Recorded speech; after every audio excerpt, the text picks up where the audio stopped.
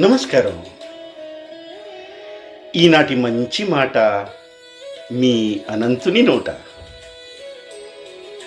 అన్నింటికీ దేవుడే ఆధారం అన్నట్లు ప్రార్థించాలి.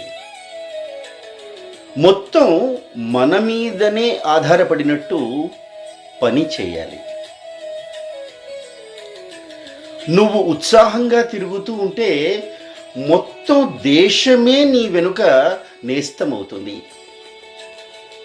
ఎప్పుడు పడుకుని ఉంటే నీ చాప నిన్ను ఏవగించుకుంటుంది. ఆచరణ లేని ఆలోచన, ఆలోచన లేని ఆచరణ రెండు ఓటమికి రహదారులే.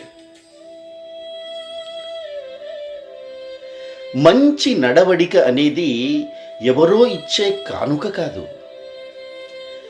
ఎవరికి వారు అనుసరించి సాధించవలసిన విజయం.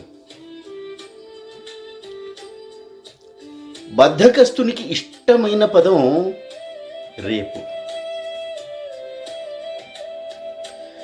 ఇవ్వగలిగిన దానికంటే ఎక్కువ ఇవ్వడం ఔదార్యం. అవసరమైన దానికంటే తక్కువ తీసుకోవడం గౌరవం. తప్పులు పొరపాట్లతో ఓటమి రాదు. ఆ తప్పులు పొరపాట్ల అనుభవాల నుంచి గుణపాఠం నేర్చుకోకపోవడం వల్ల వస్తుందన్నమాట. అందుకే అంటారు, సమస్త విజయాలకు సహనమే సాధన. శుభోదయం మరియు శుభదినం మనందరికీ.